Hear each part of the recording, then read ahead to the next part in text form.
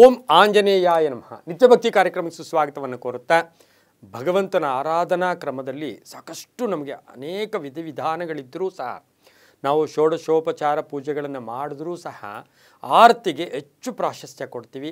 ಆದರೆ ಇವತ್ತಿನ ದಿವಸ ಆರತಿ ತಗೊಳ್ಳೋ ವಿಧಾನ, ಆರತಿ ಹೇಗೆ ಮಾಡಬೇಕು ಎಲ್ಲವನ್ನು ತಿಳ್ಕೊಂಡಿದ್ದೀವಿ. ಆದರೆ ಬಹು ಸೂಕ್ಷ್ಮವಾಗಿ ವಿಶೇಷವಾಗಿರ್ತಕ್ಕಂಥ ಒಂದು ವಿಷಯದ ಬಗ್ಗೆ ಇವತ್ತಿನ ದಿವಸ ನಾವು ಪ್ರಸ್ತಾಪ ಮಾಡಿಕೊಳ್ಳೇಬೇಕು. ಸಾಮಾನ್ಯವಾಗಿ ಎಲ್ಲರೂ ಕೂಡ ಈ ತಪ್ಪನ್ನು ಇದನ್ನು ಮಾಡ್ತೀವಿ ನಾವು. ಅದೇನು ಅಂತ ಹೇಳಿದ್ರೆ, ಆರತಿ ಮಾಡುವಾಗ ಅಥವಾ ಭಗವಂತನಿಗೆ ಆರತಿ ಮಾಡುವಾಗ ಅಥವಾ ನಾವು ಆರತಿ ದೇವರಿಗೆ ಮಾಡುವಾಗ, ದೇವಸ್ಥಾನಕ್ಕೆ ಹೋದಾಗ ಆರತಿಯನ್ನು ಮಾಡ್ತಕ್ಕಂಥ ಸಂದರ್ಭದಲ್ಲಿ ಕಣ್ಣು ಮುಚ್ಚಿ ನಾವು ಕೈಯನ್ನು ಜೋಡಿಸಿ ನಿಂತಿರ್ತೀವಿ. ಅದು ಮಾಡಬಾರ್ದು. ಆರತಿ ಮಾಡುವಾಗ ಆ ಭಗವಂತನಿಗೆ ಆರತಿ ಮಾಡ್ತಕ್ಕಂಥ ಸಂದರ್ಭದಲ್ಲಿ ಆ ವಿಗ್ರಹದಲ್ಲಿ, ಆ ಮೂರ್ತಿಯಲ್ಲಿ, ಆ ಬಿಂಬದಲ್ಲಿ ಒಂದು ವಿಶೇಷವಾದ ಶಕ್ತಿ ಆವರಿಸ್ಕೊಂಡಿರುತ್ತೆ. ನಾವು ಯಾವಾಗ ಕಣ್ಣು ಮುಚ್ಚಿಬಿಡ್ತೀವೋ ಅದು ನಮ್ಮವರೆಗೂ ಬರೋದಿಲ್ಲ. ಈ ದೇಹದಲ್ಲಿ, ಈ ಮನಸ್ಸಿನಲ್ಲಿ ಆ ಒಂದು ಬಿಂಬವನ್ನು ನಾವು ತುಂಬಿಸ್ಕೋಬೇಕು ಅಂದರೆ ನಾವು ಕಣ್ಣು ಮುಚ್ಕೋಬಾರ್ದು.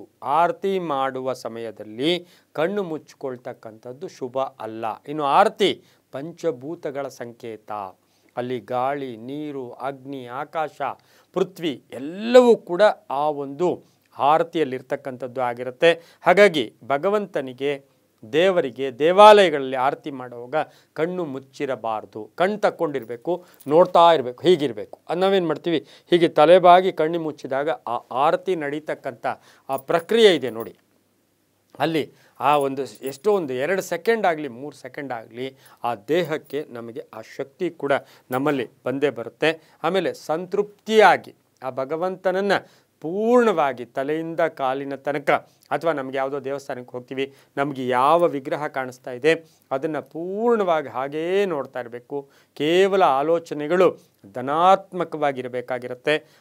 ನಾವೆಷ್ಟೋ ಕಡೆ ನೋಡಿದ್ದೀವಿ, ಧಾರ್ಮಿಕ ಗ್ರಂಥಗಳಲ್ಲಿ, ಧರ್ಮ ವಿಚಾರಗಳಲ್ಲಿ, ಸನಾತನ ಧರ್ಮದ ಎಲ್ಲ ಕಡೆ ನೋಡಿದ್ದೀವಿ, ಆರತಿಗೆ ಜಾಸ್ತಿ ಪ್ರಾಶಸ್ತ್ಯ. ಅದು ಕಡೆಯ ಘಟ್ಟ ಕೂಡ ಆಗಿರುತ್ತೆ. ಭಗವಂತನಿಗೆ ಕಡೆಯ ಘಟ್ಟ, ಕಡೆಯದಾಗಿ ಆರತಿ ಮಾಡಿ ಮತ್ತೆ ತೀರ್ಥ ಪ್ರಸಾದವನ್ನು ಸ್ವೀಕಾರ ಮಾಡಿ ನಾವು ಹೊರಟು ಬಂದುಬಿಡ್ತೀವಿ.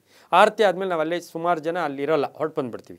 ಹಾಗಾಗಿ ಆ ಆರತಿಯನ್ನು ತಗೊಳ್ಳೋ ಸಮಯದಲ್ಲಿ, ಯಾಕೆಂದರೆ ಇಡೀ ದೇಹಕ್ಕೆ ನಮಗೆ ಬೆಳಕು, ಶಕ್ತಿ, ಜ್ಞಾನ ಜೊತೆಗೆ ನಾವು ಜಾಗೃತರಾಗಬೇಕು ಅಂದರೆ ನಮಗೆ ದೃಷ್ಟಿ, ಅದು ಸಹ ಕಣ್ಣಿನ ಮುಖೇನ ನಾವು ಆ ಭಗವಂತನನ್ನು ಧರಿಸ್ಕೊಂಡ್ರೆ ತುಂಬಾ ಒಳ್ಳೆಯದಾಗುತ್ತೆ. ಎಷ್ಟೋ ಜನ ನನಗೂ ಕೇಳ್ತಾ ಇರ್ತಾರೆ, ನಾವು ಕಣ್ಣು ಮುಚ್ಕೊಂಡು, ನಾನು ಇನ್ನೂ ಒಂದು ಹೇಳ್ತೀನಿ, ನೀವು ಅದೇ ಆರತಿಯನ್ನು ನೋಡ್ತಾ ಆ ಕಣ್ಣಲ್ಲಿ ನೀರು ಬಂದಿದ್ದೆ ಆದರೆ ನೀವು ಅದನ್ನು ಅಳ್ತಾ ಇದ್ದೀರೋ ಅಥವಾ ಕಣ್ಣೀರನ್ನು ಏನಂತೀರೋ ಗೊತ್ತಿಲ್ಲ. ಆನಂದ ಬಾಷ್ಪಕ್ಕೂ ಕಣ್ಣೀರು ಬರುತ್ತೆ, ಅಳುವಿಗೂ ಕಣ್ಣೀರು ಬರುತ್ತೆ, ದುಃಖಕ್ಕೂ ಕಣ್ಣೀರು ಬರುತ್ತೆ, ವ್ಯಸನಕ್ಕೂ ಕಣ್ಣೀರು ಬರುತ್ತೆ, ಯೋಚನೆಗೂ ಕಣ್ಣೀರು ಬರುತ್ತೆ. ಆದರೆ ಭಗವಂತನ ಮುಂದೆ ಬರ್ತಕ್ಕಂಥ ಕಣ್ಣೀರಿನ ಆ ಕಣ್ಣೀರು ಏನು ತೋರಿಸುತ್ತೆ ಅಂದರೆ, ಭಗವಂತ ತಕ್ಷಣ ನಿಮಗೆ ಒಲಿತಕ್ಕಂಥ ಸಾಧ್ಯತೆಯೂ ಇರುತ್ತೆ.